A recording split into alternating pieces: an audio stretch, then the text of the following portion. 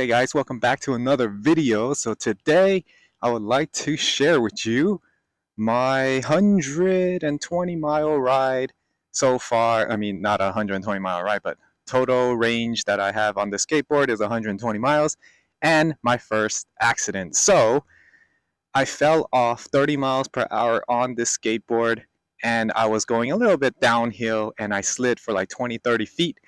And yeah, so how that happened is I was trying to turn a corner, and then there was a huge car that was just out of nowhere, was backing up, taking both of the street, and basically I had to brake really hard, and then I flew off. I slid down the path, and my armor got scuffed up. My pants got a hole in it. My bag luckily my bag was right here. It got most of the damage. Otherwise, my hips would have been destroyed. My gloves were totally destroyed. It's got a few holes in it now. I got to buy a new one. Overall, I did not get hurt. It was mostly my armor. No scratches on me. Joints are all okay. No twisted joints or tendon pulls or anything like that. I just got sore for like 2 days and then I am good. So let's just show you this path that I was taking. Right now I am going this little route here, and you see there's like a little downhill slope right here, but I was already going like 30 miles per hour.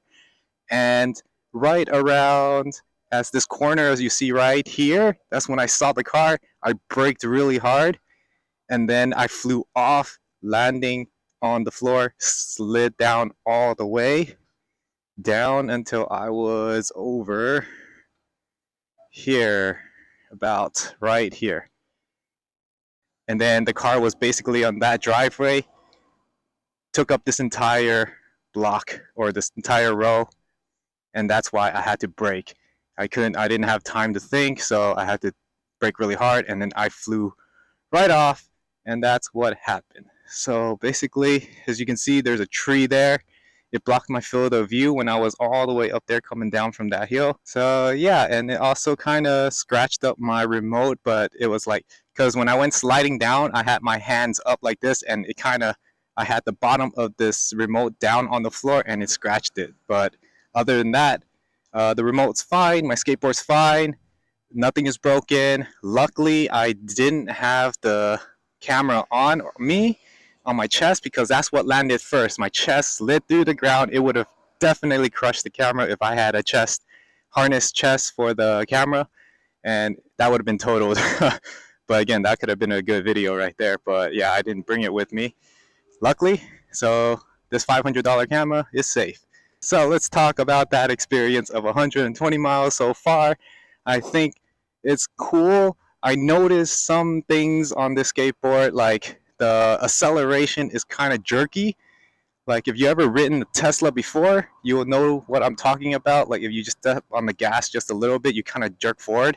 This is the same feeling, but now you're on a skateboard, so you have no seatbelt or anything to basically stop you from flying off the car or the skateboard for that matter. Another thing, there has been few glitches on the board that I've been using. When I try to brake, sometimes it brakes really hard and then it kind of jerks me forward.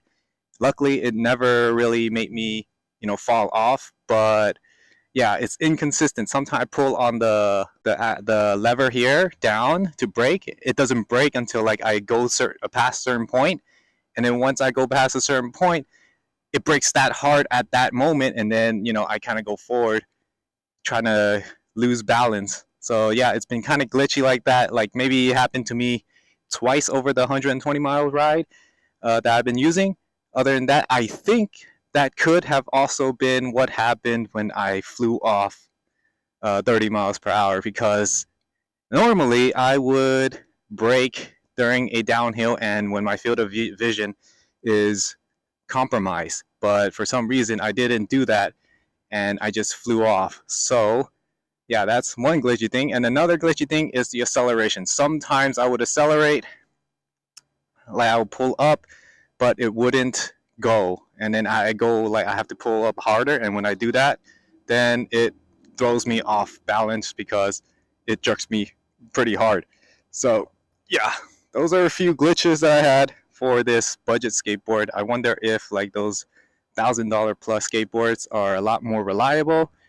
So far, this it's okay, I guess, for the price.